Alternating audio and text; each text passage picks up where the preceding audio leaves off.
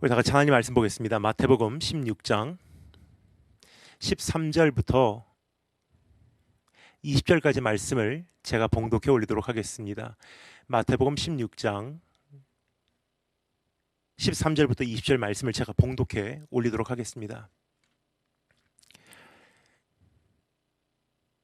예수께서 빌립보 가이사랴 지방에 이르러 제자들에게 물어 이르시되 사람들이 인자를 누구라 하느냐?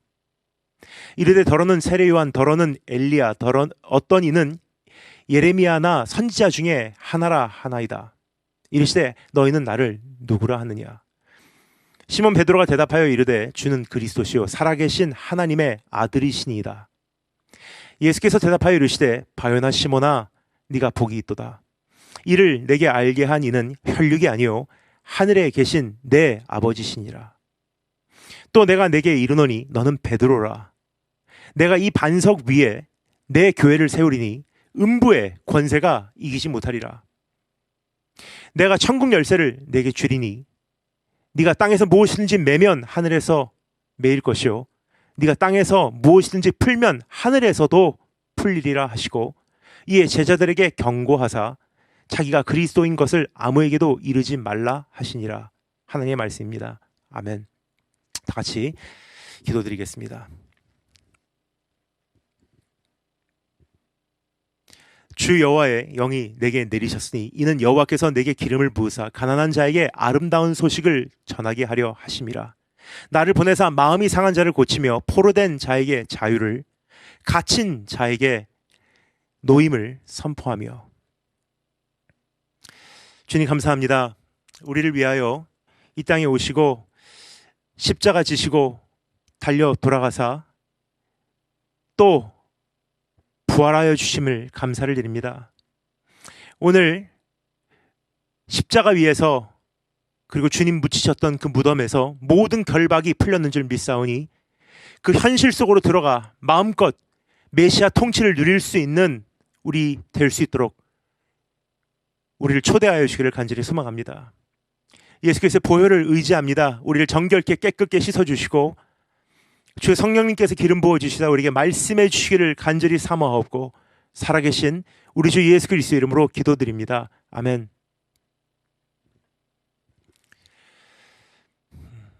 주님은 부활하셨습니다.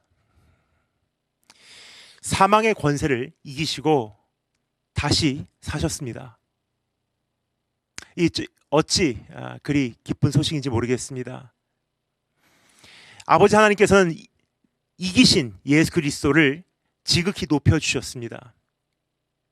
빌립보서 2장에는 이와 같이 기록이 되어 있습니다. 하나님이 그를 지극히 높여 모든 이름 위에 뛰어난 이름을 주사 하늘에 있는 자들과 땅에 있는 자들과 땅 아래에 있는 자들로 모든 무릎을 예수의 이름에 꿇게 하시고 Therefore God exalted him to the highest place and gave him the name that is above every name, that at the name of Jesus every knee should bow in heaven and on earth and under the earth. 부활하신 주님은 만유의 주가 되셨습니다. 부활하신 주님은 열방의 통치자가 되셨습니다. 하나님 우편에 좌정하고 계시다는 사실입니다. 부활하신 주님의 권세는 하늘과 땅과 음부까지 미치십니다. 그리고 부활하신 주님은 우리의 모든 결박을 풀어주셨습니다. 그럼 주의 부활을 믿는 우리들, 부활하신 주님과 결합하여 하나 된 우리들은 참된 자유를 경험할 수 있어야 하는 것입니다. 여전히 결박되고 제한되고 위축돼서는 안 된다는 뜻입니다. 그럼 참된 자유를 어떻게 소유할 수 있는가라는 질문을 묻고 싶습니다. 그 답은 본질을 굳게 잡으라 말씀하신 주님의 음성 안에 담겨 있습니다. 본질을 굳게 잡으라. 비본질로 가면 갈수록 우리는 세상과 시대의 저항을 경험하게 되어 있습니다. 저항을 경험한다는 것은요, 이미 한계로 인해서 우리가 마음껏 자유로움을 행사하지 못한다는 거예요. 다른 말로 결박당해 있다는 뜻입니다. 반대로 본질로 가면 갈수록 통치자이신 주님과 더 온전하게 결합하게 되는 것이기에 세상과 시대를 초월하게 되는 것입니다. 주님은 하늘 위에나 땅 위에나 땅 아래의 주인이시기 때문입니다. 그렇다면 본질을 굳게 잡기 위하여 오늘 본문 말씀을 다음과 같은 세 부분으로 나누어 주님의 음성에 함께 귀를 기울여 보도록 하겠습니다. 오늘 이 말씀에서 살펴볼 첫 번째, 주님의 질문입니다. 주님의 질문. The question our Lord asks us. 두 번째, 우리의 고백. The confession that we must have. 그리고 세 번째, 고백의 파력. The impact of that confession.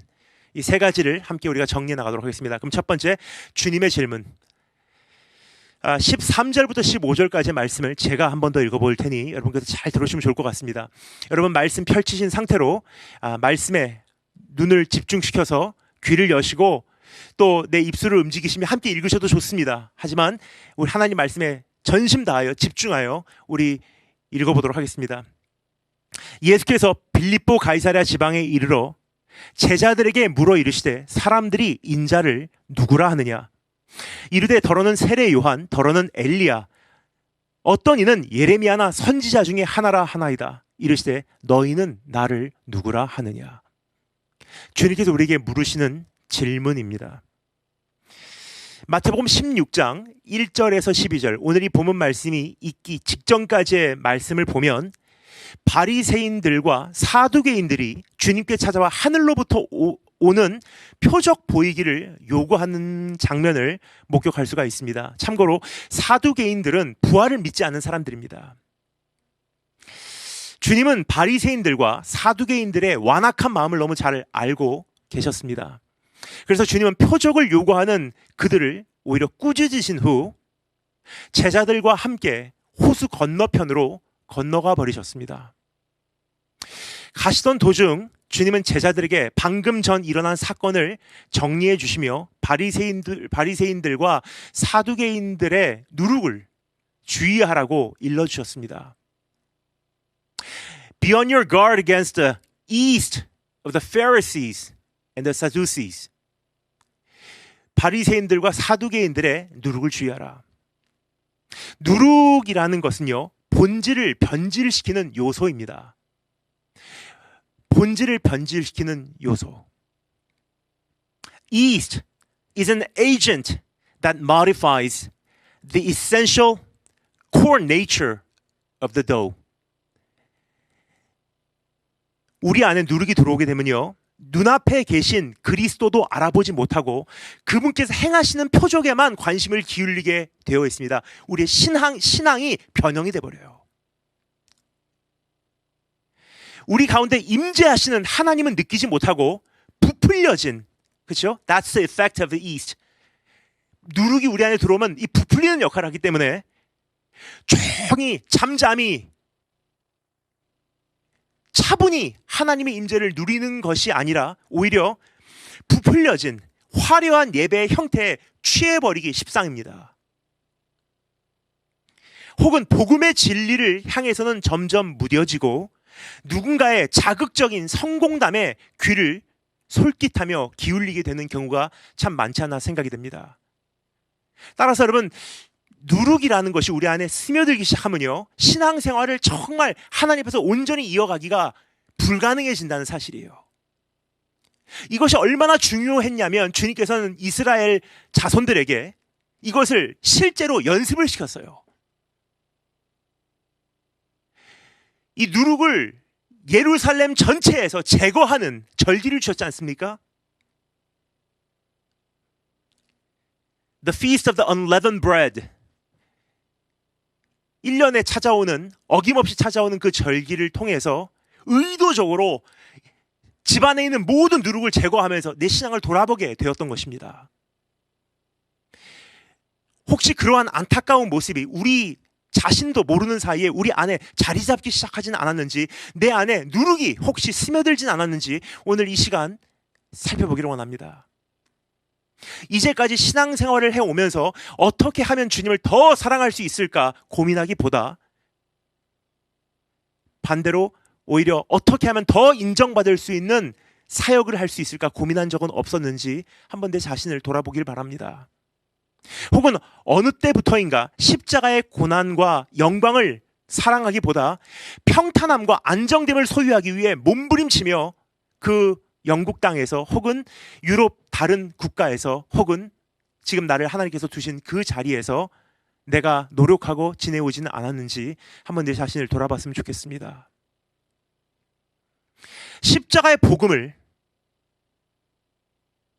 흠모하기보다 untainted gospel, 변형되지 않은 정말 이 순수한 복음을 흠모하기보다 오히려 성공한 사람들의 노하우나 간증, 테크닉, 요령 혹은 도덕적 메시지에 흥분되지는 않았는지, 만약 그렇다면요, 이미 내 안에 누룩이 들어와 자리를 잡고 있다는 증거입니다.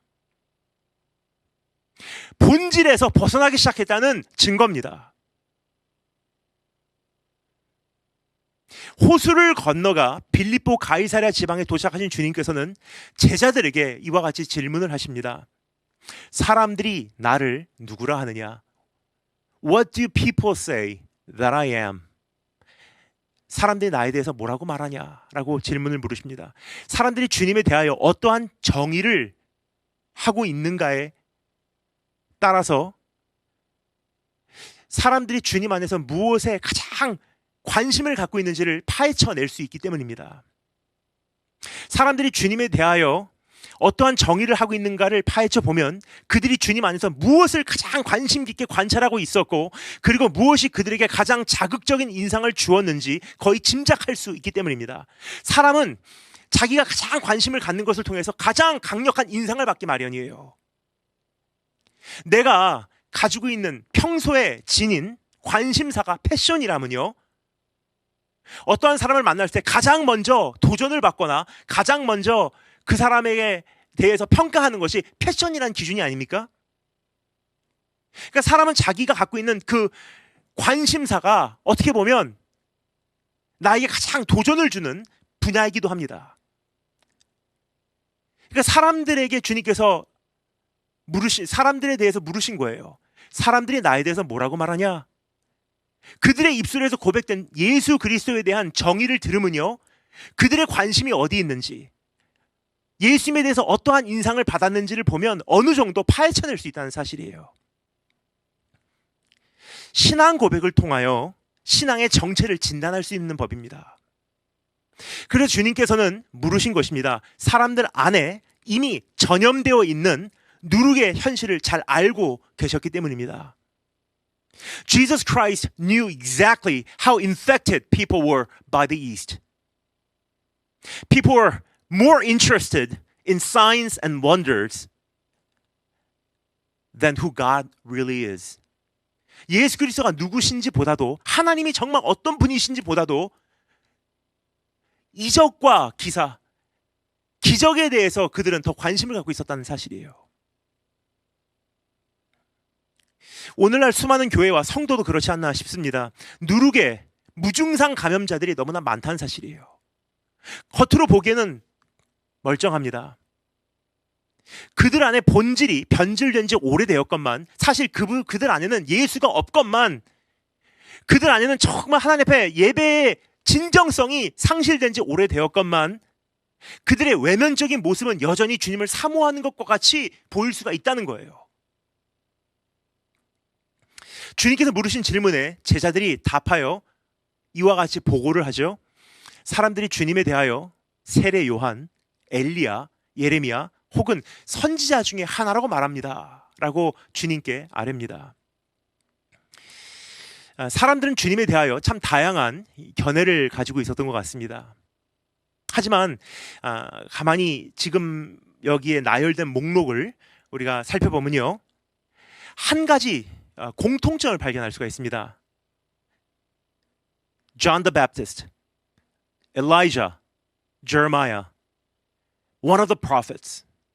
공통점이 뭐죠? 그 누구도 주님을 그리스도, 다른 말로 메시아로 고백하고 있지는 않다는 점이에요. 그 이유는 우리 주님이 그들의 당시 소유하고 있었던 메시아관에는, 메시아는 이런 분이실 것이다 생각했었던 그 예상과는 어긋나는 형태로 그들에게 다가오셨기 때문입니다. 당시 그들이 갖고 있었던 메시아관, the concept of what Messiah should look like. 그들이 갖고 있었던 이 메시아관은요, 압제하는 로마 제국으로부터 정치적 독립을 성취할 만한 히로, 영웅으로는 예수 그리스도가 보이지 않았다는 거예요. 왕이나 귀족, 집안 출신으로 사회적 권력과 재력을 동원하여서 억눌린 백성을 구해내는 낌새가 예수 그리스도 안에서는 보이지 않았다는 것입니다. 예수님은 오히려 가난한 가정의 아들이에요. 그 당시 종교적인 지도자로 출세하려면 예루살렘에서 유학을 하든지 예루살렘에서 공부를 해야 되는데 예수님은 시골 나사렛 동네 출신이었지 않습니까? 단지 예수님께서 행하신 사역과 이적, ministries and miracles, 예수님께서 행하시던 그 엄청난 일들을 두고 볼 때 주님을 선지자로 평가할 수 있는 여지는 있었던 것 같습니다. 그래서 사람들이 예수님에 대해서 가장 큰 관심을 갖고 있었던 것이요, 주님에 대해서 더 알고 주님과 깊은 교제를 하고 주님을 정말 뜨겁게 사랑하고 보다도 그 손에서 나타나는 역사들에 관심을 갖고 있었다는 거예요. 사람들의 관심이 어디에 있었는지 한눈에 볼 수 있습니다. 그들에게 중요한 것, 그들이 어떠한 사물을 평가하는 기준은 외면적인 형태였던 것입니다. 따라서 그들에게 가장 자극적인 인상을 주었던 것도 주님의 입술을 통하여 선포되는 복음이 아니라 오히려 주님께서 행하신 기적들이었던 것입니다. 즉 그들은 비본질적인 것을 토대로 주님과의 교제를 구축하고자 하고 있었다는 거예요. 그럼 여러분, 건강한 교제라는 것은 거기서 탄생될 수가 없어요. 원만한 관계라는 것은 형성될 수가 없다는 것입니다. 왜요? 기초부터 잘못됐기 때문에. 사람들은 주님에 대해서 엉뚱한 것에 관심을 갖고 있었던 거예요. 참으로 안타까운 것은 이러한 현실이 오늘도 우리 가운데 재현되고 있다는 점입니다. 예배의 본질을 확인하고 점검하고 소유하기보다 정신없이 어떠한 외면적인 형태에 얽매이고 있지는 않았는지 한번 내 자신을 살펴보았으면 좋겠습니다. 만약 형태에 얽매이고 있었다면 그 형태를 더 이상 유지하지 못하는 상황이 도래할 때 매우 불편해하거나 혼란스러워하기 마련입니다. 대표적인 예로, for example, 이번 코로나 사태가 터지며 지금까지 우리가 알고 있었던 예배의 형태를 더 이상 주장하지 못하는 상황 속에서 수많은 교회들과 성도들이 경험한 불편함과 혼란스러움을 우리는 꼽을 수 있을 것입니다. 코로나 사태 터지고 나니까 어떤 분들은 이렇게 말씀하시더라고요. 정부에서 제재가 들어오고 나니까 이렇게 말씀하시더라고요. 이제는 예배를 드릴 수가 없어요. 그냥 질문입니다. 여러분, 그 정도로 예배를 쉴 수 있다고 생각하십니까? 어제도 말씀드렸습니다만 코로나 사태가 터지고 대면 모임이 중단되었는데도 불구하고 저는 코로나 사태가 터지고 지금까지 단 한 번도 예배를 중단하지 않았습니다. 왜요? 예배는 생명이기 때문에. 그러나 형태가 바뀌었어요. 형태는 비본질이에요. 예배는 본질입니다. 예배의 본질은 예수 그리스도예요.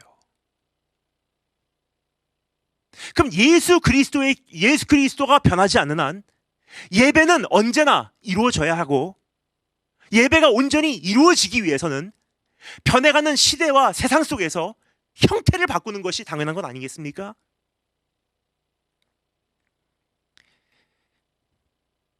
지금까지 나는 혹시 비본질에 관심을 갖고 있지는 않았는지, 비본질을 꼭 붙들고 이거는 내가 놓지 않겠다, 혹시 그것이 신앙이라고 착각하고 있지는 않았는지,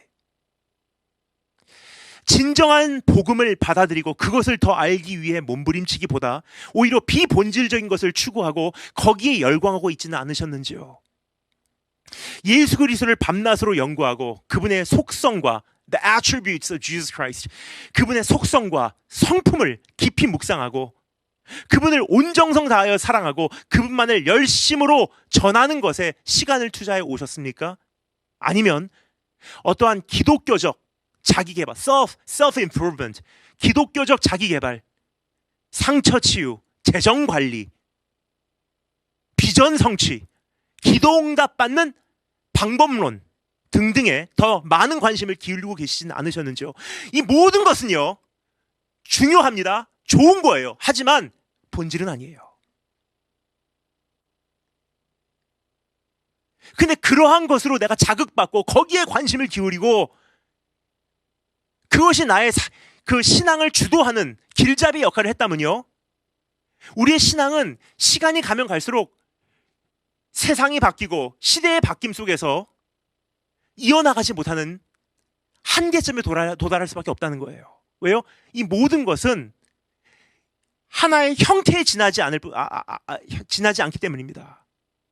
본질은 예배고 본질은 예수 그리스도예요. 주님은 사람들이 주님에 대하여 뭐라고 평가하는지 보고를 받으신 후 곧바로 제자들에게 다음과 같이 질문하셨습니다. 너희는 나를 누구라 하느냐? 여기서 강조되고 있는 표현은 너희는입니다.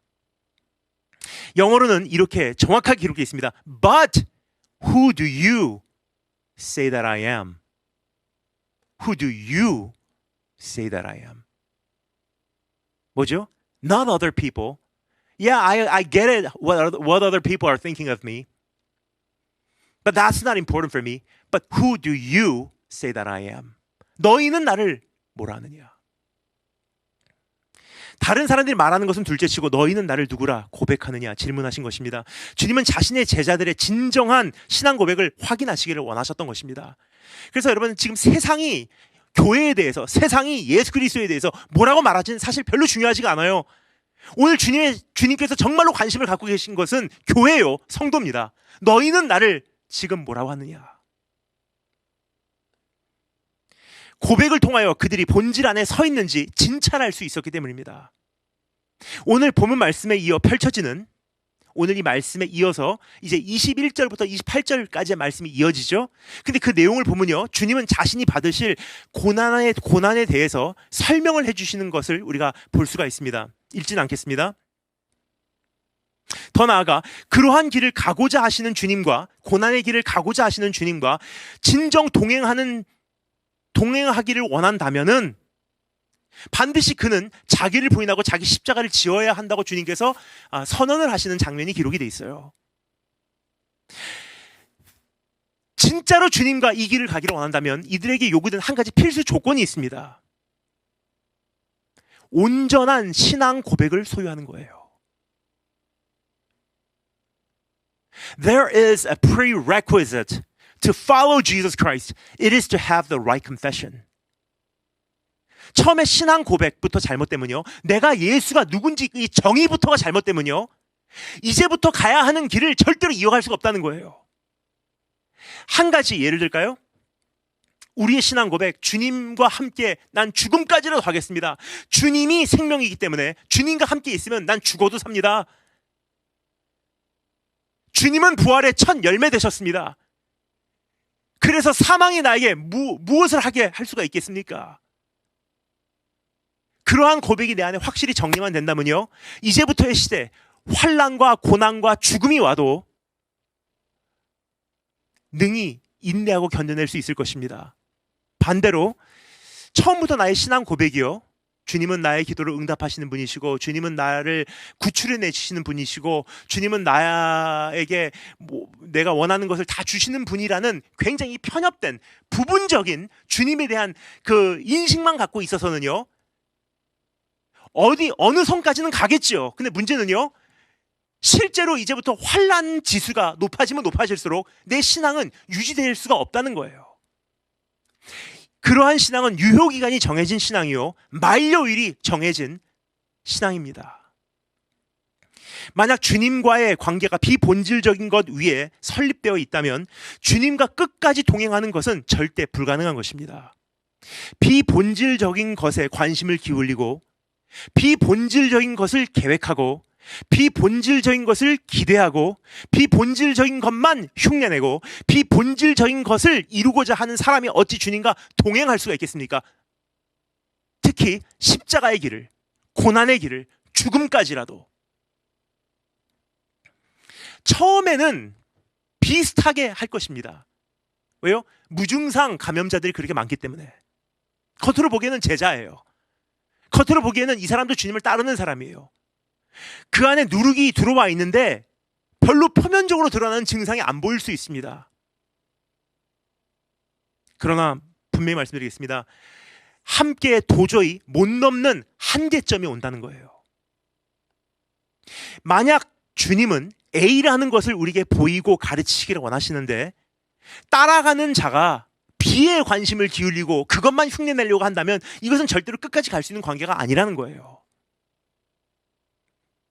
비본질적인 것 위에 세워진 교제이기에 언젠가 반드시 한계점이 온다는 것입니다. 사실 주님 입장에서 굉장히 답답할 거예요. 주님께서 정말로 우리에게 보이시기를 원하시는 것은 이거. 주님의 이러한 좋은 모습. 주님의 이렇게 아름다운 복음. 주님의 십자가 달리신 하나님께서 우리를 향하신 그 사랑. 응답을 해주기보다도 고난 가운데까지라도 내가 너희와 함께 들어갈 것이라고 선포하시는 주님의 불타는 심정. 그런 것을 우리에게 보여주시기를 원하시는데 주님을 따라간다고 하는 자가 오히려 관심을 기울이는 것이 어떻게 하면 주님께서 기적을 베푸셨을까? 어떻게 하면 주님께서 그렇게 위대한 사역을 할 수 있었을까? A를 보여주시는데 B를 흉내내기 시작하면요. 일본 말로 고마르. 곤란하다는 거예요. 그것은 진정한 관계가 형성될 수가 없어요. 주님은 우리의 신앙 고백에 관심을 기울여 관찰하고 계십니다. 한 사람 한 사람을 지금 보고 계세요.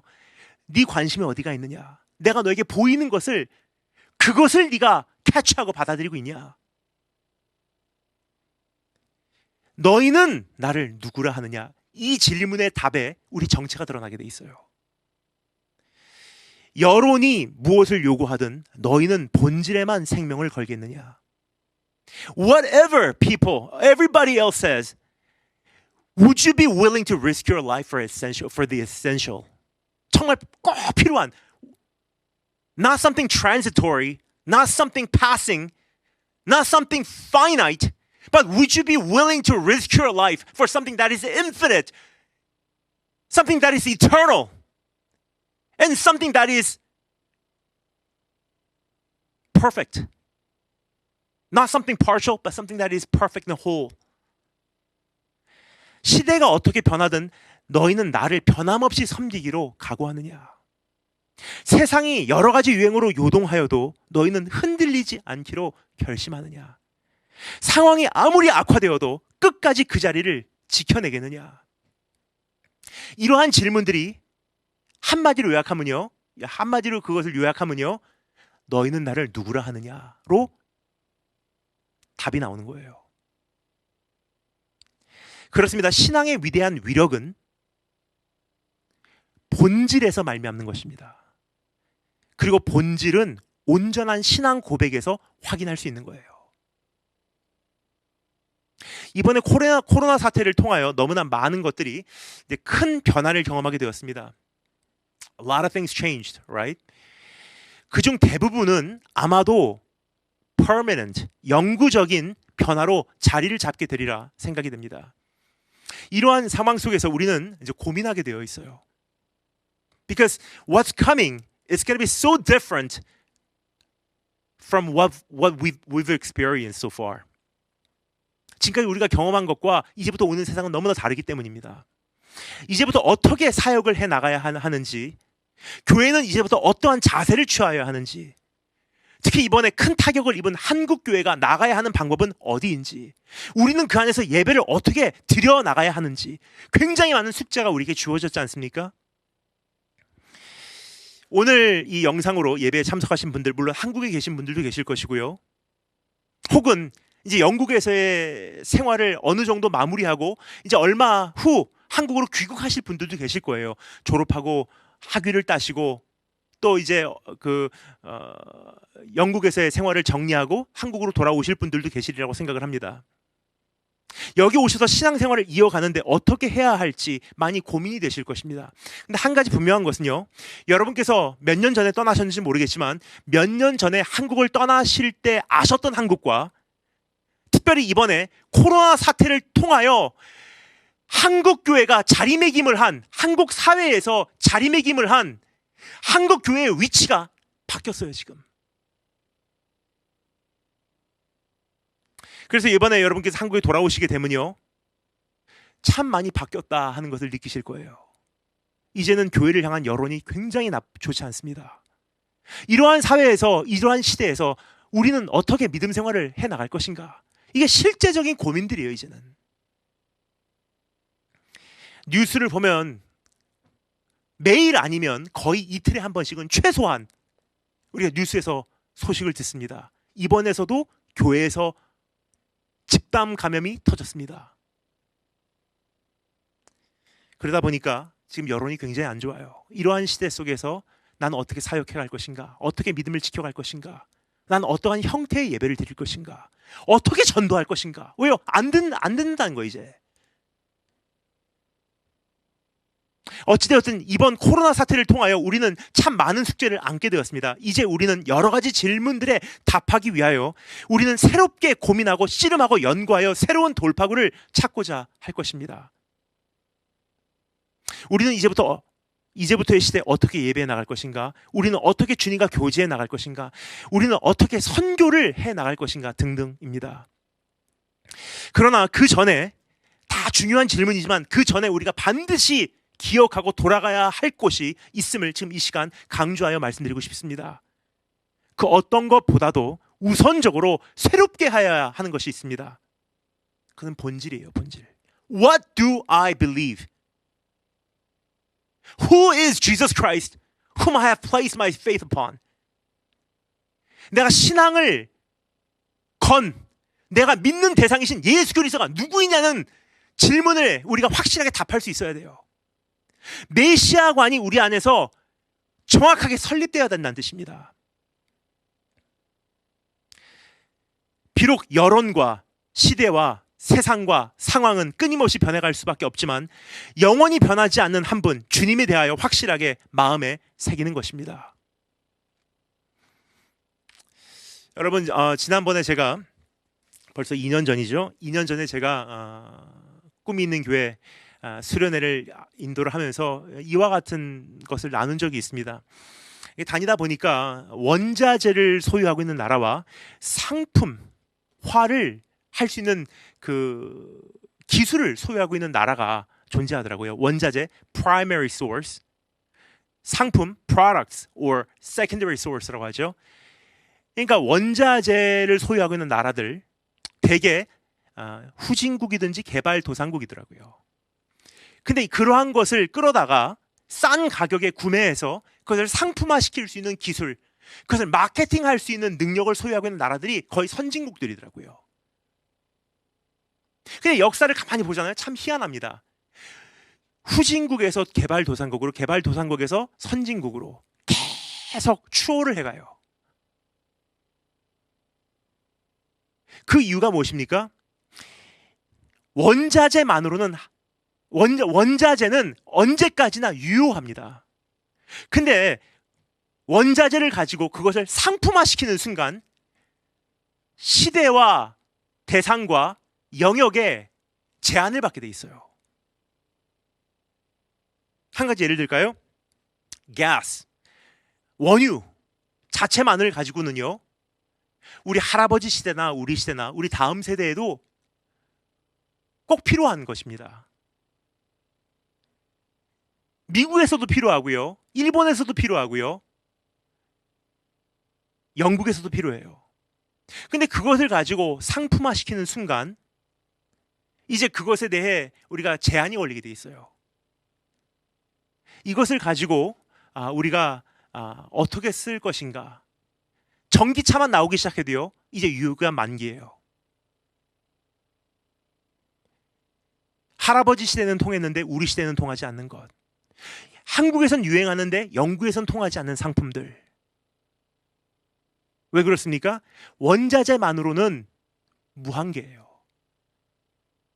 근데 그것이 상품화된 secondary source가 되는 순간 유효기간이 존재한다는 거예요. 유행이 끝나게 돼 있어요.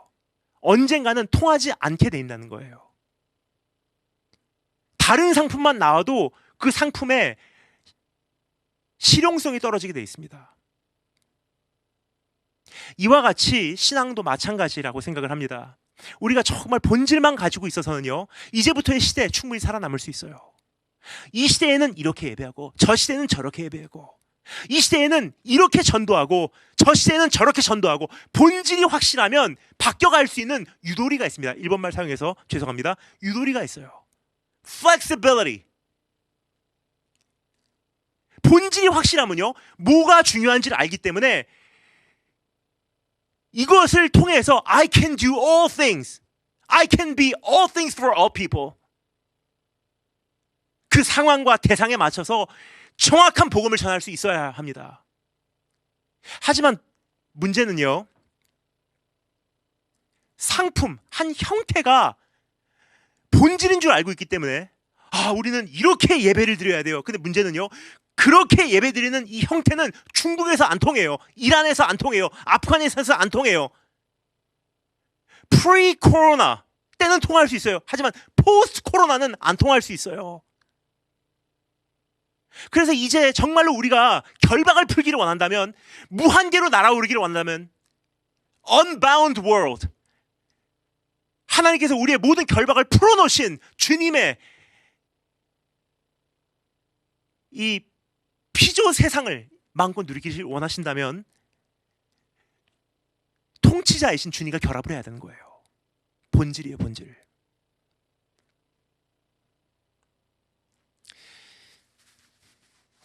우리의 신앙, 오늘 한번 주님 앞에서 점검하기를 원합니다. 너는 나를 누구라 하느냐? 그럼 우리가 진정 소유하여야 하는 이제 신앙 고백은 무엇인지 잠시 살펴보도록 하겠습니다. 우리의 신앙 고백, the confession that we must have. Okay? 우리의 신앙 고백 16절, 17절 말씀 제가 읽어 올리도록 하겠습니다. 16절, 17절 말씀입니다.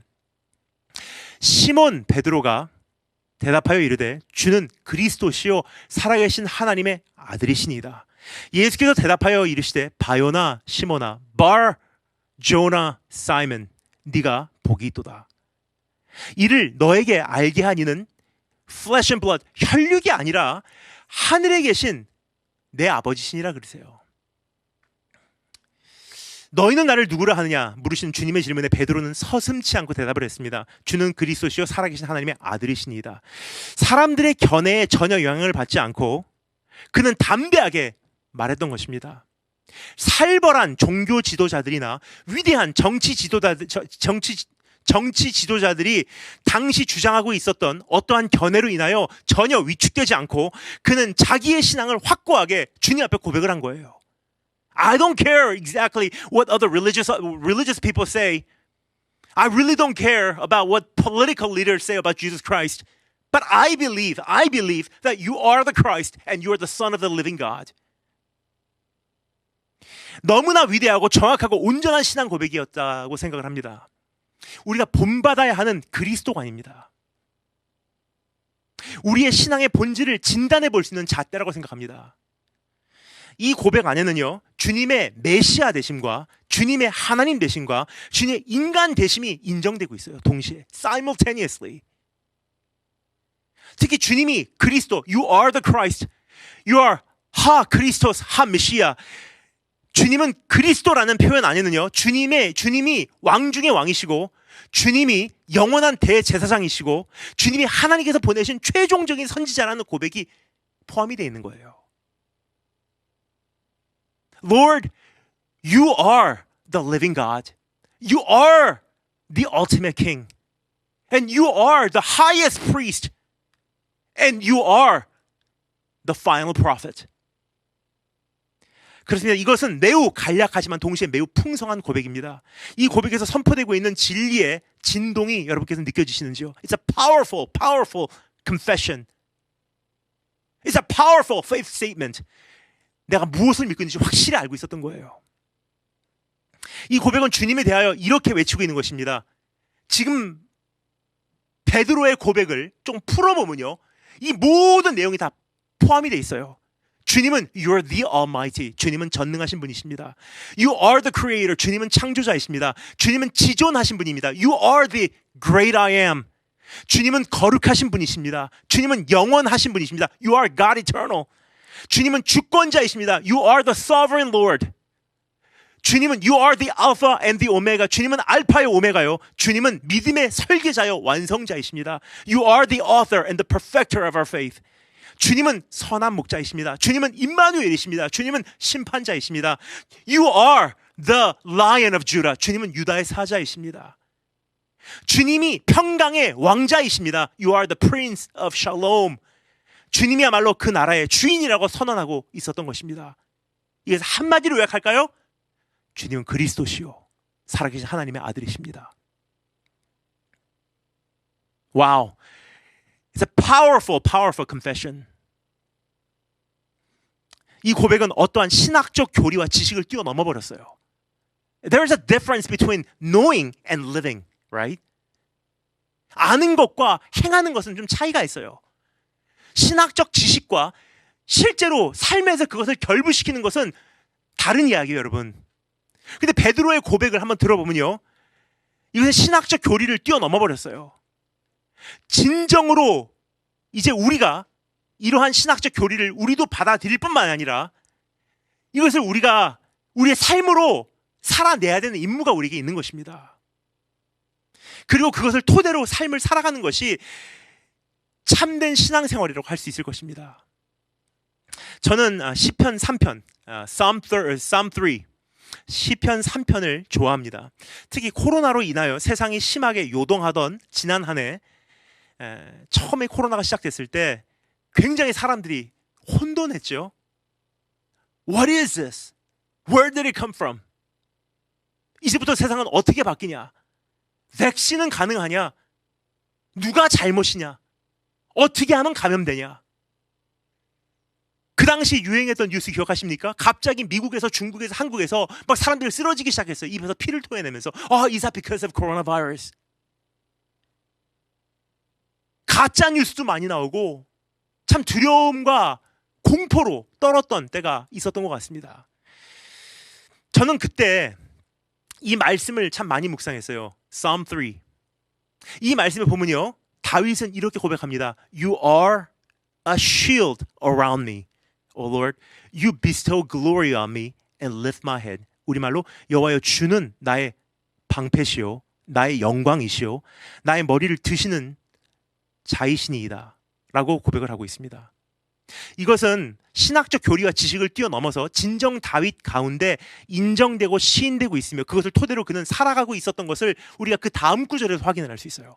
그러니까 다윗이 그냥 이것을 고백한 게 아니에요. 이 고백이 삶하고 결부를 해버린 거예요. 그 다음 구절이 이렇게 기록되어 있습니다. 다윗이 가지고 있던 신앙 고백, 그 다음엔 이렇게 말합니다. I lie down and sleep. I wake again because the Lord sustains me. In other words, he gets a very, very good night of sleep. I will not fear the tens of thousands drawn up against me on every side. 내가 누워 자고 깨었으니 여호와께서 나를 붙드심이로다. 천만인이 나를 에워싸 진친다 해도 나는 두려워하지 아니하리이다. 사방이 막힌 상황에서 그는 태연하게 단잠을 이루어요. He sleeps really well. 사방이 막히고 그 사람들이 나를 다 죽이려고 하는데 단잠을 자요. How is that possible? 우리는 지금 무슨 내일 시험만 있어도 잠이 안 오는데 사람들이 오늘 당장 나를 죽이러 왔는데 깊이 잠을 잘 수 있어요. 왜 그렇습니까?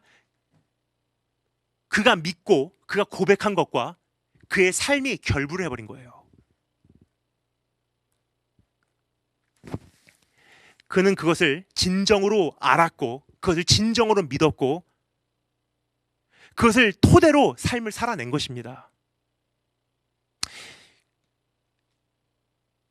This is what happens when what you believe becomes one with how you live. Your theology, your faith, and your everyday life becomes one entity. 우리가 아는 것, 우리가 고백하는 것, 그리고 내 삶이 하나가 되면요, 그때부터 능력을 발휘하기 시작하는 거예요.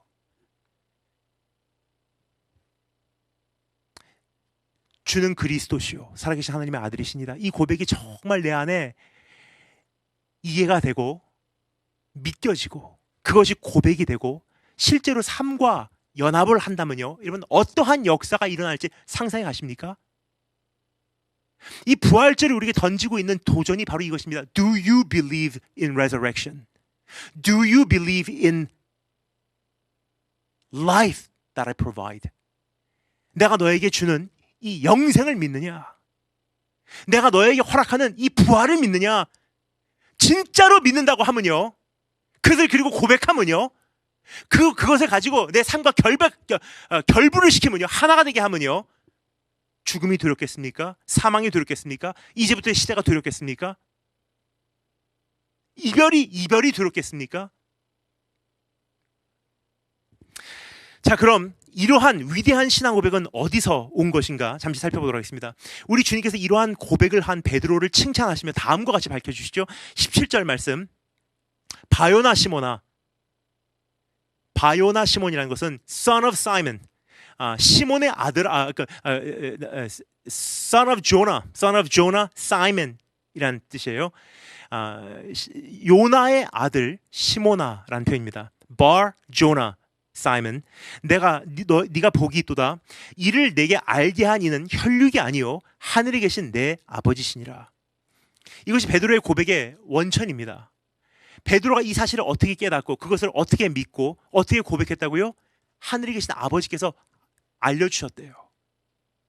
예수 그리스도에 대하여 알게 되는 것은 자연적인 현상이 아니라 초자연적인 현상이라는 뜻입니다. 당연한 것이 아니라 기적이라는 뜻입니다. 부활이 믿겨지는 것도 인간의 지식으로는 불가능해요. So I pray to God, 하나님께 기도하옵기는 오늘 이 부활의 능력이 여러분께 임해서 성령님의 도우심으로 여러분께서 정말로 주님의 부활이 실제로 믿겨지고 그것이 내 삶과 결부를 해서 지금 두려움으로 쪄들고 있는 이 세상을 초월하시는, 정복하시는, 돌파하시는 축복이 있으시기를 주님의 이름으로 축원합니다. 예수님께서는 베드로를 바요나 시몬이라고 부르세요. This is not a coincidence. 이것은 우연이 아닙니다. 요나의 아들이라고 부르시는 것에도 우리의 관심이 끌립니다. 주님이 누구신지 그 정체를 정확하게 깨닫게 한 것은 혈육에서 난 것이 아니라고 말씀하세요. You didn't come up with this answer by flesh and blood. Let me paraphrase that. 다시 한번 요약합니다. 이런 뜻이에요. 베드로의 아버지를 비롯한 그 어떠한 사람이 요나의 아들, 아버지를 연상케 해요. 네 혈육의 아버지인 요나, 네 아버지가 너에게 그것을 알려준 것이 아니다. 그런데 곧바로 이어서 다음과 같이 말씀하십니다. 이것을 너에게 알게 한 것은 하늘에 계신 내 아버지께서 너에게 가르쳐 주신 거야. 지금 여러분께 설명드리는 것을요, 한마디로 통쾌하게 요약할까요? 이렇게 요약할 수 있습니다. Not your father, but my father taught you. 네 아버지가 너에게 그런 거 가르쳐 주지 못해. 하지만 하늘에 계신 아버지께서 너에게 그런 것을 가르쳐 줄 수 있어. 근데 그 아버지는 이제 곧 네 아버지가 될 거야. 그렇습니다. 본질을 바로 깨닫고 본질을 굳게 잡는다는 것은요, 절대로 어떠한 인간적인 노력으로 이루어지는 성과가 아니라 하나님의 개입하심이 필수 조건이라는 사실을 절대 잊어서는 안 될 것입니다. 그래서 오늘 다시 한번 우리가 하나님께 갈급해야 되는 한 가지 기도 제목이 있어요. 하나님, 정말로 깨닫게 하시고 정말로 믿게 하시기를 원합니다. 주님이 누구신지, 주님의 능력을 믿게 하시고 주님의 위대하심을 보게 하시고 그것을 전제로 삶을 살아갈 수 있도록 나를 도전해 주시기를 원합니다. 저는 15년 전에 미국에서 파송받고 나와서 여러 곳을 다니며 말씀을 전할 수 있는 기회가 허락되었습니다. 참 많은 곳을 지금까지 다녔던 것 같습니다. 그리고 너무나 많은 목사님들과 선교사님들과 그리고 사역자님들과의 만남이 있었습니다. 그러면서 저는 한 가지 궁금해지기 시작했어요. 많은 분들을 만나게 되는데 한 가지가 궁금해지기 시작했습니다. 어떠한 사람이 끝까지 쓰임 받는가라는 질문이에요. 어떠한 사람이 하나님께 끝까지 쓰임 받는가? 여러 만남들을 통하여 깨닫게 된 것은 끝까지 쓰임 받는 사람은 끝까지 본질을 붙드는 사람이란 사실입니다.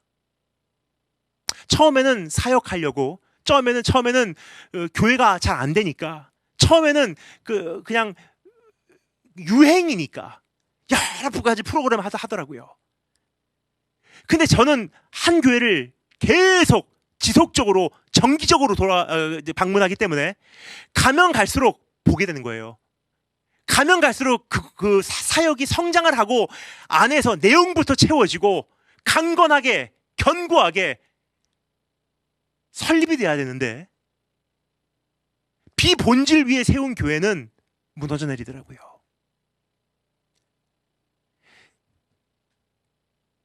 본질 위에 세우신 교회, 본질을 붙드는 성도는 하나님께 끝까지 쓰임받는 것을 보게 됩니다. 여러분, 그리고 끝까지 본질을 붙든다고 하는 것은요, 주님의 은혜 없이는 절대로 불가능한 일입니다. 유능하다고, 유식하다고, 뛰어나다고, 끝까지 영향력 있는 사역자로, 끝까지 세련된, 고상한 성도로 내가 봉사하며 헌신하고 교회 생활할 수 있는 게 아니더라고요. 그냥 하나님의 전적인 은혜로 오늘도 다른 것 붙잡지 않고 내가 예수를 붙잡겠습니다. 어떠한 세상적인 것 내가 바라보지 않고 내가 오늘 복음으로 내가 내 자신을 채워내겠습니다. 주님의 도우심 없이는 그렇게 살 수가 없습니다. 그래서 우리는 이제 진정 무엇을 붙들어야 하는지 결심하여야 합니다. 무엇을 위하여 생명을 걸어야 하는지 결단하여야 한다는 것입니다. 지금까지 두 가지 살펴보았습니다. 주님께서 우리에게 물으시는 질문, 그리고 우리가 고백해야 되는 정답. 자, 그럼 마지막으로 세 번째 우리가 살펴보기를 원하는 것이 있습니다. 그러한 본질을 소유하면 그 파력은 어떠한가? What's the impact? How's the impact like? 그 온전한 고백의 파력은 어떠한가라는 질문이요. 고백의 파력. 18절부터 20절까지 제가 읽겠습니다. 18절부터 20절 말씀 제가 읽겠습니다. 또 내가 내게 이르노니 너는 베드로라. 내가 이 반석 위에 내 교회를 세우리니 음부의 권세가 이기지 못하리라. 내가 천국 열쇠를 너에게 주리니 네가 땅에서 무엇이든지 매면 하늘에서도 매일 것이요 네가 땅에서 무엇이든지 풀면 하늘에서도 풀리리라 하시고 이에 제자들에게 경고하사 자기가 그리스도인 것을 아무에게도 이르지 말라 하시더라. 지금까지 살펴보았듯이 베드로는 엄청난 고백을 합니다. 주님은 이러한 고백을 베드로의 입술에서 나오게 됐다는 사실을 감탄해 하시며 베드로를 칭찬하시고 다음과 같은 두 가지를 베드로에게 약속으로 주세요. 이 두 가지 약속, 본질을 깨닫고 본질과 연합하고 본질을 고백하고 본질로 살아내기를 원하는 사람에게 주님께서 주시는 두 가지 선물입니다. 이 두 가지를 잠시 정리하도록 하겠습니다. 첫 번째, 요동치 않는 능력, the unshakable power. 그게 첫 번째 선물이에요. 본질과 결합하면요, 세상이 뒤집어지고 시대가 바뀌고 세월이 흘러도 요동치 않는, 흔들리지 않는, 쇠하지 않는, 무너져 내리지 않는 능력을 소유하게 됩니다. 우선 주님은 이렇게 말씀하셨죠. 너는 베드로라. You are Peter. 내가 이 반석 위에 내 교회를 세우리니. 얼핏 보기에는 주님은 베드로를 반석이라고 부르시는 것으로 오해를 할 수 있어요. Peter, you are the rock. 근데 그것은 말씀을 잘못 이해하신 거예요. 주님께서 말씀하시는 것은 베드로가 교회의 기반이, Peter is never the foundation of the church. 베드로는 교회의 기반이 아닙니다. 베드로는 교회의 foundation, 기초가 아니에요. 주님께서 여기서 말씀하시는 내용을 잘 들어보시겠습니다. Upon this rock, this라는 것은요, 베드로가 아니에요. Upon this confession, 네가 고백한 이 고백 위에 내가 내 교회를 세우리라. 베드로의 고백을 가리키고 있었다는 사실을 기억하기를 원합니다. 베드로는 반석과 같은 본질을 고백하였어요. 시대가 바뀌어도 변하지 않는 고백. 어떠한 대상 앞에도 유효한 고백. 세상이 뒤집어져도 흔들리지 않는 고백을 한 거예요. 그게 it's the truth. 그게 진리 아닙니까? 예를 들어서 여러분, 우리가 과학적 법칙만 봐도 쉽게 이해를 할 수 있어요. 과학적 법칙이 되기 위해서는, 과학적 법으로 인정받기 위해서는 어떻게 돼야 되죠? 100번 실험을 했는데 100번 다 똑같은 결과가 나와야 돼요. 그래야지 this is a scientific law 라고 인정이 되는 거예요. 근데 예를 들어서 미국에서 99번을 실험을 했는데 똑같은 결과가 나왔어요. 그런데 한국에 와서 실험을 했는데 전혀 다른 결과가 나왔어요. 그럼 이것은 과학적 법칙은 아니에요. 혹은 100년 전에 통했던 과학적 법칙이요, 우리 시대에 통하지 않는다면요, 이것은 과학적 법칙으로 더 이상 취급되지 말아야 되는 것입니다. 왜요?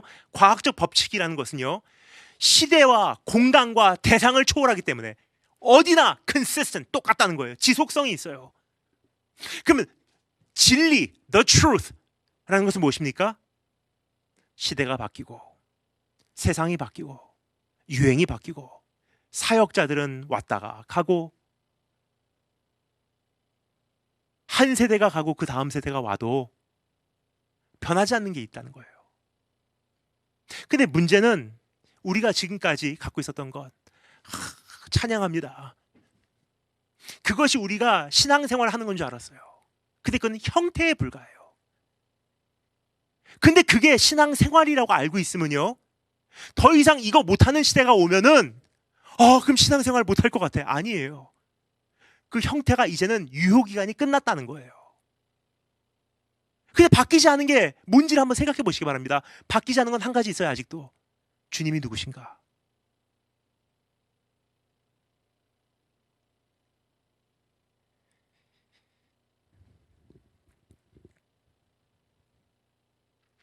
이 세상의 여러 가지 노하우는 유행을 탑니다. 그러나 한 가지 변하지 않는 것이 있습니다. 세상 끝날까지 변하지 않는 사실이 있습니다. 주는 그리스도시요 살아계신 하나님의 아들이라는 진리예요. 그러니까 주님은 누구신가? 그리고 그 주님과 결합하고 연합하고 하나가 돼서 이런 시대는 이렇게, 미국에선 이렇게, 중국에선 이렇게, 한국에선 이렇게, 북한에선 이렇게, 자유자재로 가장 중요한 것만 유지하면서 예배를 드리고, 그러한 상황에서 때로는 이런 모습으로 때로는 저런 모습으로 자유자재로 우리가 바꿔가면서 전도를 할 수 있다면 우리는 국경선이 없어요. 여러분, 결박이 풀어지는 거예요. 우리의 한계는 무한계가 돼버리는 거예요. 그래서 고백할 수 있습니다. 이렇게도 취할 수 있고 난 이렇게도 처할 수 있다. 어느 쪽에 처하든지 나는 자족하는 법을 배웠노라. 그래서 내가 고백하건대 내게 능력 주신 자 안에서 내가 능치 못할 일이 없느니라.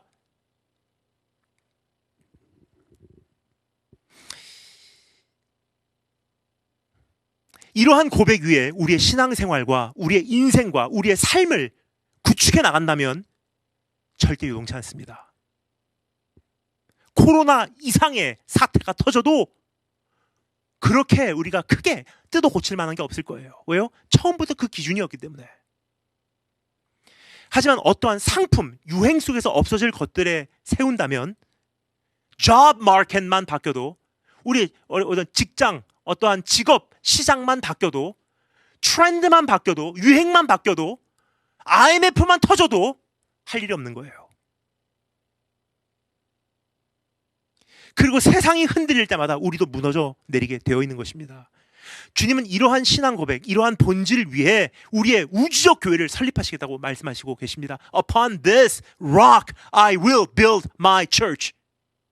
이 반석 위에 내 교회를 세우리라 그러세요. 따라서 비록 지역교회는 코로나로 인하여 위축될 수 있어도 주님의 우주적 교회는 지금도 아무런 결박 없이 전진하고 있다는 사실을 여러분 이제 보시기 바랍니다. 주님의 교회의 한 가지 두드러지는 특징은 음부의 권세가 이기지 못한다는 점이에요. 그 교회의 기반이 되는 신앙 고백만큼이나 교회 자체도 요동하지 않는 것이 당연하기 때문입니다. If the foundation is stable, if the foundation is firm, 그 위에 세워진 건물도, 건축물도 견고한 거예요. 그러니까 우리의 신앙 고백이 온전하고 균형 잡히고 영원하고 유효기간이 없고 우리의 신앙 고백이 예수 그리스도라는 본질 위에 세워만 있다면, 우리의 신앙이 그 위에 세워지기만 한다면 시대가 바뀌어도 코로나가 계속 다른 형태로 변형돼서 터져도 더 이상 예배를 못 드리게 어떤 국가적인 제재가 들어와도 우리는 영향을 받지 않는다는 거예요. 때로는 이렇게, 때로는 저렇게. 이렇게 찬양할 때도 있지만 때로는 혼자서 조용히 찬양할 때도 있고.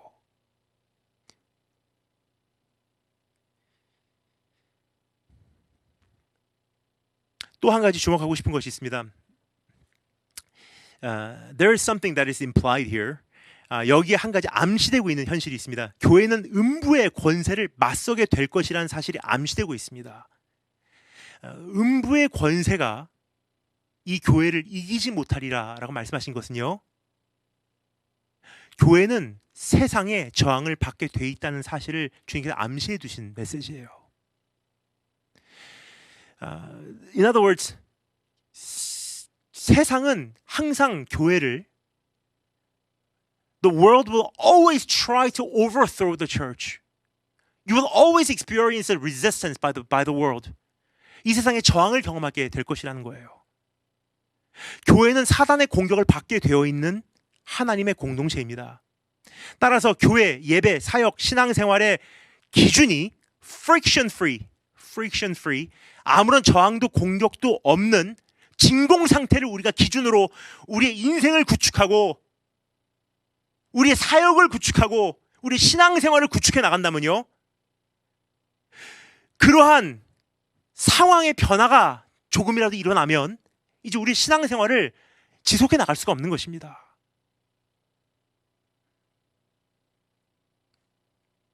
지금까지 문제가 이것이 아니었나 생각이 돼요. We worshipped God. We attended Sunday services as if there will never be any kind of tribulation. Oh, it will always be like this. We can always gather together on Sunday. We can always come together whenever we want. We can always worship God. Really? 언제까지 그렇게 할 수 있는 게 아니에요, 여러분. Because we're not living in a friction-free world. We're not living in a vacuum.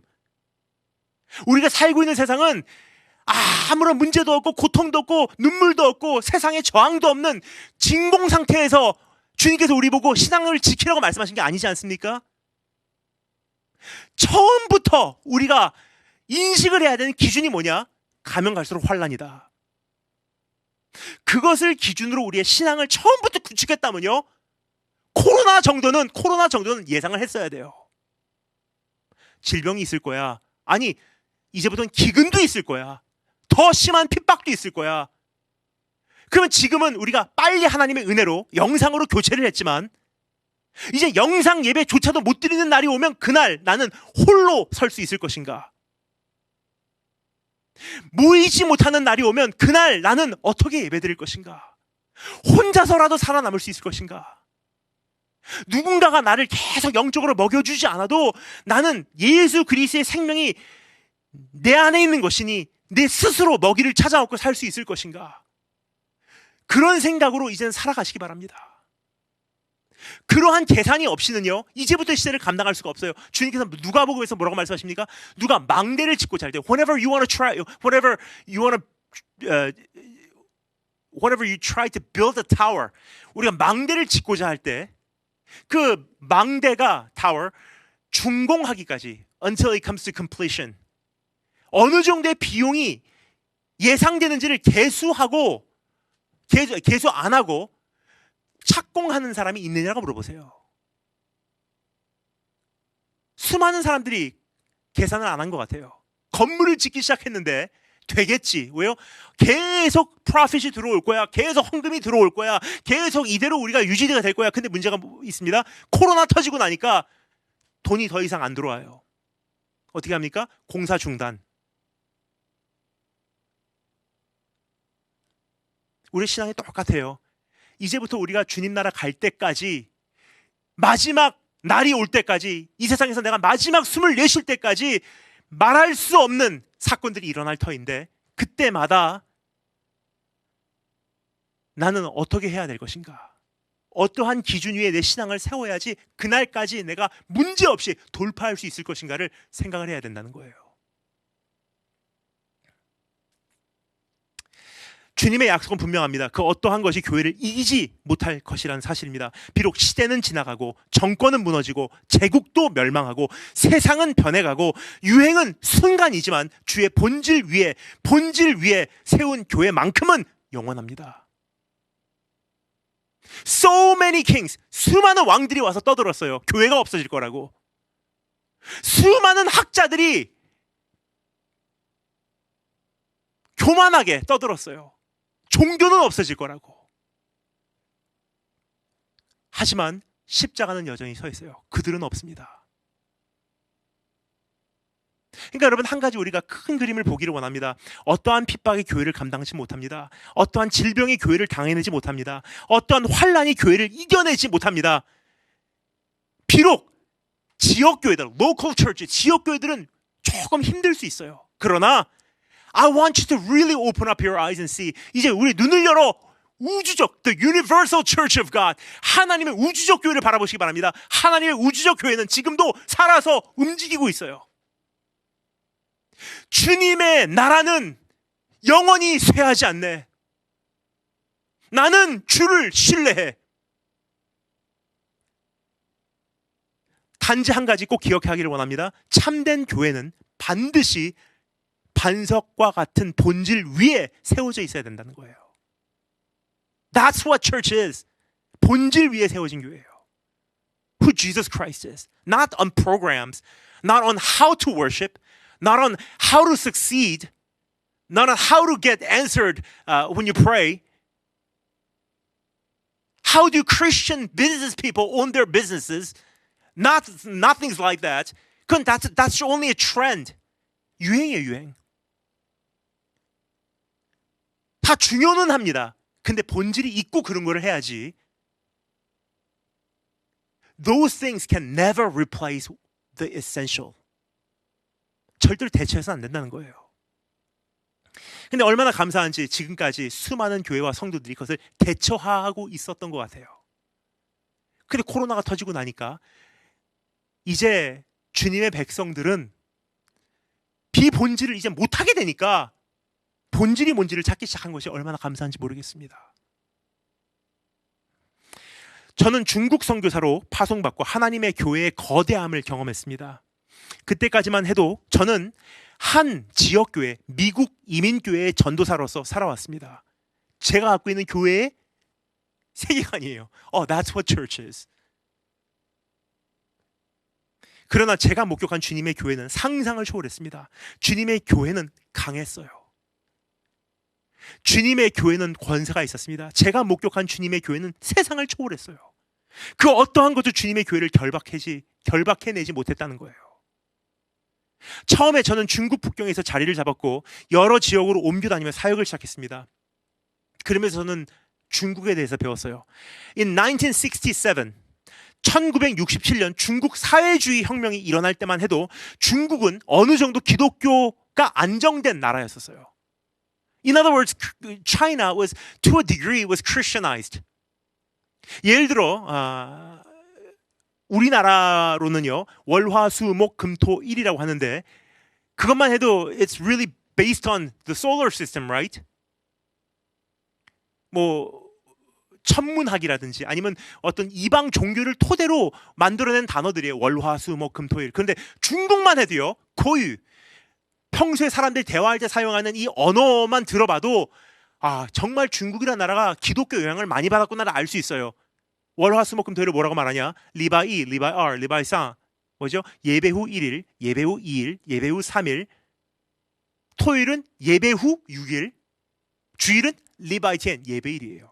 지금까지도 그 단어를 사용해요. 그만큼 1900년도 중반에 중국이라는 나라가 어느 정도 기독교화되어 있었다는 증거예요. 기독교의 영향을 그만큼 많이 받았다는 뜻입니다. 그러나 사회주의 혁명으로 인하여 이제 중국에서 복음이 전파가 불가능해졌다고 많은 사람들은 평가했습니다. 그래서 수많은 화교, overseas Chinese, 그 사람들이 중국을 버리고 떠난 거예요. To look for religious freedom. 하지만 중국에 남아있는 사람들이 있었어요. 근데 중국에 남은 사람들은 대개 둘 중에 한 종류였습니다. 떠날 수 있는 힘이 없든지 아니면 중국에 남아서 중국을 지켜야 된다고 생각했던 사람이든지 거의 두 종류의 사람이 남고 사회주의 혁명으로 들어간 거예요. 사회주의 혁명 터지고 나니까 이제 중국 교회가 핍박을 받기 시작합니다. 중국 교회 문을 닫고요. 성도들을 핍박하고 성경은 다 마을 한 중심에서 불태워서 없애버렸어요. 성경이 중국 안에서 희귀 문서가 된 거예요. 그러면 교회가 없어져야 되겠죠? 아니에요. 본질이 있기 때문에 이제까지는 지상에 있었던 교회예요. Above the ground, above the surface. 지상에 있던 형태를 접어버리고 본질은 그대로인데 형태를 바꾸고 지하로 내려가서 이제는 건물교회가 아니라 가정교회라는 형태로 모이기 시작했어요. 그래도 괜찮습니다. 왜요? 본질은 여전히 예수 그리스도이셨기 때문에. 그러면서 많은 시간이 흘렀어요. 2000년도를 맞이하여 나중에 중국의 뚜껑을 열고 보니 어느새 중국 기독교 인구가 거의 1억 명을 돌파하고 있었습니다. Underground, 지면 밑에서 아래에서 번식을 해버린 거예요.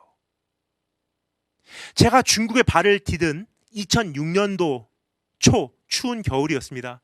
올림픽, 중국 베이징 올림픽 2년 전이었기에 중국 내부적인 혁명과 테러를 방지하기 위해서 소수 민족과 종교를 향한 탄압이 다시 꿈틀거리기 시작했을 무렵입니다.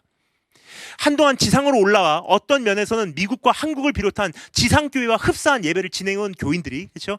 2000년도 초창기부터 우리가 한국교회와 같이 예배 드리고 싶다 해서 중국교회도 어느 지역에서는요, 미국교회와 한국교회의 흉내를 내기 시작했어요. 아, 우리도 구도자 예배 드리자. 우리도 마음껏 찬양하자. 그런데 다시 핍박이 터진 거예요. 또 핍박이 시작되고 탄압이 시작되니까 이번에도 다시 중국교회는 지하로 들어갔어요. 어찌 보면 중국 정부 측 승리로 보일 수는 있어요. 그렇죠? 교회가 또 없어졌다. 하지만 현실은 절대 그렇지 않습니다. 이번에도 교회는 형태만 바뀌었지 오히려 지하에서 더 활성화되어 중동 지역을 비롯한 다른 미전도 지역까지도 부작용 없이 갈 수 있는 체계로 중국 교회는 구조조정이 돼버린 거예요. 그렇습니다. 본질이 확실하고 그것에 따르는 고백이 분명하면 주의 교회는 절대로 요동하지 않는 것입니다. 이게 우리가 갖고 있는 능력이에요, 여러분. 그러니까 자유를 하는 것은 내가 지금 어떠한 가치 기준으로 가지고 사냐에 따라서 내 안에 누려지거나 누려지지 못하는 것이지, 주님께서 I'm not gonna give you freedom. If you pray hard enough, I'm gonna give you freedom. 네가 열심히 기도하면 내가 자유를 줄 게가 아니에요, 여러분. 2000년 전에 이미 주님께서 십자가 위에서 모든 결박을 풀어버리시고 사망 권세를 이기시고 부활하셨지 않습니까? 그때 이미 주님은 하늘 위에와 땅 아래에 주가 되셨을 때 온 세계의 주권자가 되신 거예요. 그 주님과 내가 연합을 한다는 것. 우리가 기도했지 않습니까? 주님 내 마음에 들어와 주세요. 크리스찬이 된다는 것은요, to be baptized with God. 내가 그리스도와 함께 죽고 그리스도와 함께 사는 내가 예수 그리스도 하나가 됐다는 뜻 아닙니까? 그럼 그리스도와 하나가 됐다는 것은요, 그분의 통치 영역이 내 영역이 돼야 되는 게 마땅한 것 아닙니까? 근데 여기서 저항을 느끼고 저기서 저항을 느끼고 한다는 것은요, 내가 예수 그리스도와 아직 온전히 결합을 못했다는 뜻이에요. 주님께서 주시는 두 번째 선물 우리가 살펴보고 마치겠습니다. 주님께서 주시는 두 번째 선물은 결박을 푸는 열쇠입니다. 첫 번째는 unshakable power, 흔들리지 않는 요동치 않는 능력이고요. 두 번째는 결박을 푸는 열쇠입니다. The key to unbind the chains. 주님께서는 베드로에게 또 한 가지 약속을 허락해 주시죠. 천국 열쇠를 너에게 허락해 주노라. 이것은 하나님의 나라를 이 땅에 확장해 가는 열쇠를 의미합니다. 하나님의 뜻이 이 땅에 이루어지게 하는 열쇠입니다. 그런데 자세히 보면요, 이 열쇠에는 한 가지 비밀이 있어요. 이 열쇠를 사용하는 방법은 하늘문을 직접적으로 여는 것이 아니래요. 하늘문을 열기 위해서 한 가지 조건이 있어요. 하늘문을 열려고 하면요, 하늘문에다가 열쇠를 꼽는 게 아니라 땅에서 여는 거래요. 그래서 주님께서 뭐라고 말씀하십니까? 땅에서 무엇인지 매면 하늘에서도 매일 것이요, 땅에서 무엇인지 unlock, unbind, 풀면 하늘에서도 풀리리라. 즉 하늘에서 매고 푸는 것은 땅에 달렸다는 뜻이에요. 하나님 나라의 확장은 이 땅에 살고 있는 부르심을 입은 우리가 이루어 나가야 한다는 뜻입니다. 하지만 문제는요, 우리가 제한되고 한정됨을 경험한다면 어찌 하나님 나라를 이루어낼 수가 있겠습니까? We are bound. We are bound. Oh, I cannot do that. I can't worship because of coronavirus. I can't do that. Oh, I can't. 그 하늘 이 땅에서 꼭꼭 묶어놓고 잠궈놓고 감금시키고 나는 못해요 하고 있으면 하나님 나라 문을 누가 열겠습니까? 하늘나라를 여는 방법은 딱 한 가지래요. Whatever you unbind on earth, it will be unbound in heaven. 이 땅에서 풀면 하늘에서 풀린대요. 그럼 이 땅에서 어떻게 푼다고요? 조금 전에 말씀드렸지 않습니까? 예수 그리스도와 온전히 결합하면요, 쇠사슬이 끊겨버려요. 쇠사슬이 끊겨버려요. 아, 이거 제한이 없네. 이제는 지상에서 못하면 지하로 돌아가면 되네. 기타로 찬양하지 못하면 그냥 읊조리면서 찬양하면 되네. 다 같이 모여서 찬양 못하면, 다 같이 모여서 예배드리지 못하면 두세 사람이라도 모인 곳에 주님 계시니까 그냥 가정에서 엄마 아빠하고 예배드리면 되네. I can do all things in any situation. No matter what the situation, no matter what the circumstances are.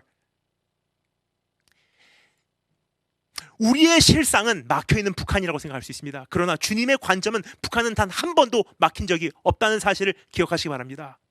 혹은 우리는 이슬람 지역은 가기 힘들다고 생각합니다. 하지만 본질을 유지하고 형태만 바꾼다면 이슬람 지역도 우리에게는 이미 열려있다는 사실을 이제는 알기 원합니다.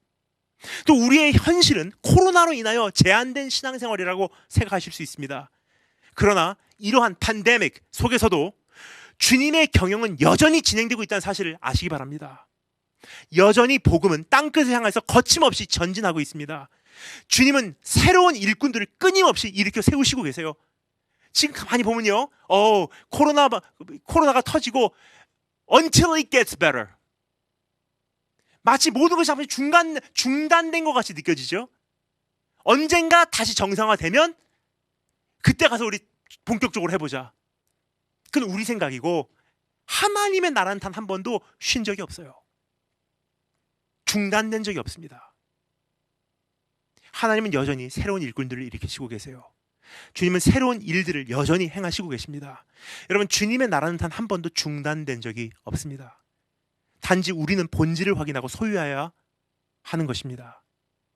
그러면 형태에 대한 자유를 맛보게 될 것입니다. 결과적으로 우리는 닫혀져 있다고만 생각했던 문이 열려 있는 것을 발견하게 될 것입니다.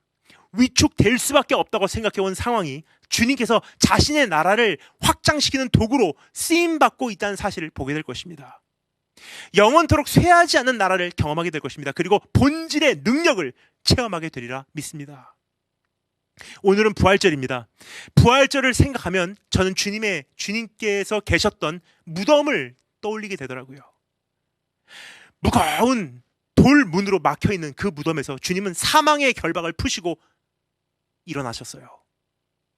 부활하신 주님을 아직 만나지 못했던 제자들은 세상이 무서워서 문을 걸어 잠그고 위축되어 있었다고 성경 기록하고 있죠.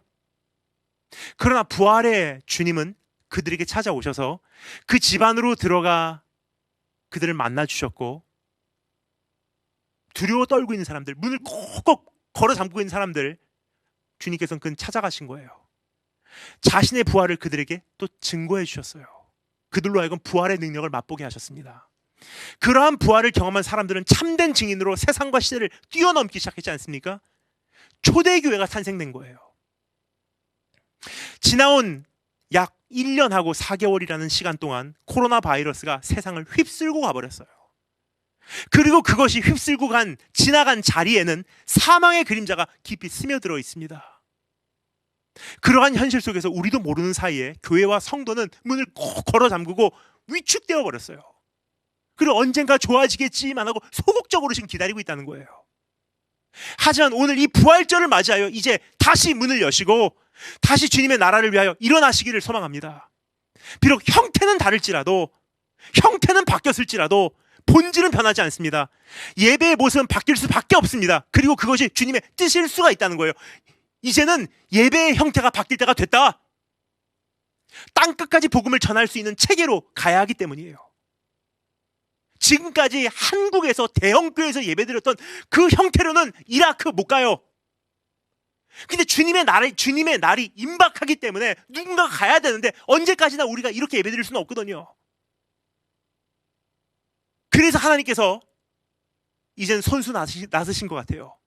지난 1년 3개월 동안 온 세계에 있는 교회를 선교지의 눈높이에 맞도록, 선교지의 눈높이에 맞춘 예배에 익숙하도록 단기간에 훈련을 시키셨어요. 코로나 사태 동안 우리가 예배를 드린 형태를 그대로 가지고 이란에 가서 예배를 드려도요, 거의 잡혀가지 않습니다. I told you yesterday, you are mission field ready now. 여러분, 예배의 본질은 여전히 변하지 않습니다. 동일합니다. 따라서 예배의 본질 되신 예수 그리스도를 꼭 붙잡으시고 그 어떠한 형태는 이제 미련을 버리시며 주님의 나라를 위하여 무덤에서 일어나시는 기적을 경험하시기를 주님의 이름으로 축원합니다. 다 같이 기도하겠습니다.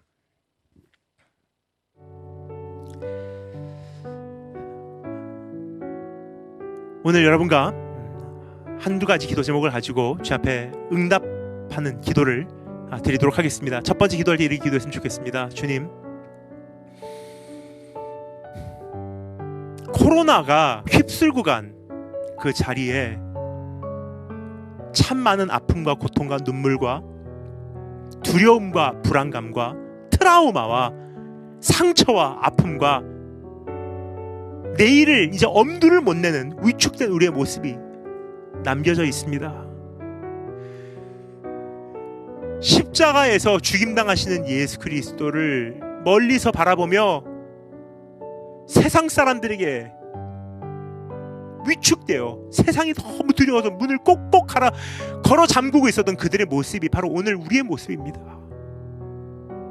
그러나 주님, 그들을 버리지 아니하시고 그들을 책망하지 아니하시고 오히려 찾아와 주셔서 부활하신 주님을 보여주신 것과 같이 내가 사망의 권세를 이겼다.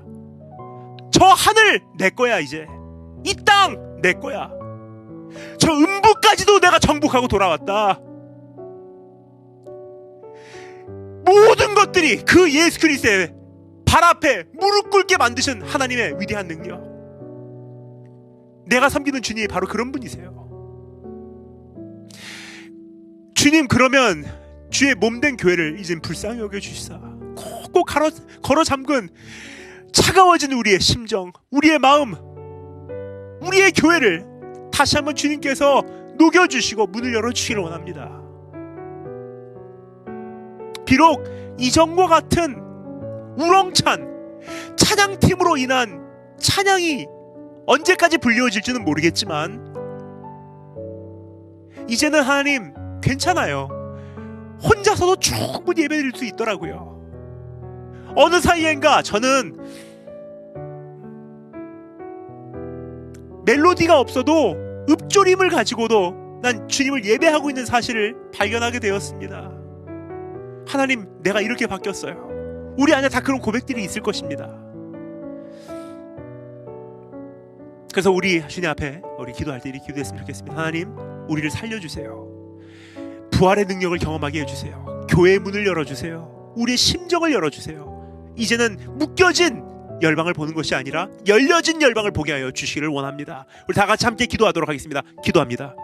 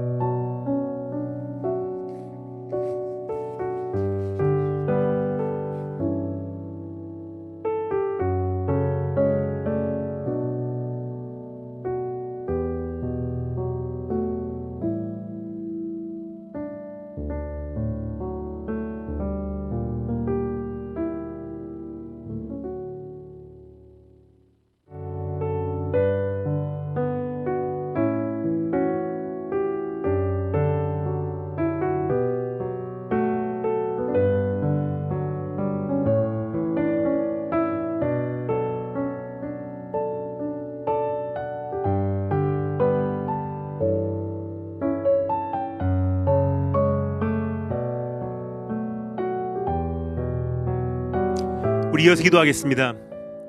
우리 이어서 기도하신 후에는 우리 담임 목사님 나오셔서 또 나머지 순서 진행해 주실 터인데, 제가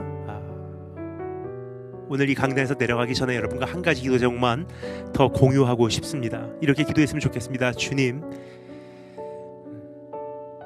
2000년 전에 이미 결박을 풀어주셨는데 나는 여전히 그 결박을 경험하고 있습니다.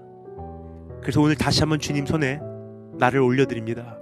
결박을 풀어주시기를 원합니다. 묶였던 것들, 묶였던 관계, 묶였던 사역, 묶였던 고정관념, 나를 결박하고 있었던 지나온 날들의 상처들, 나를 결박하고 있었던 내 고집들,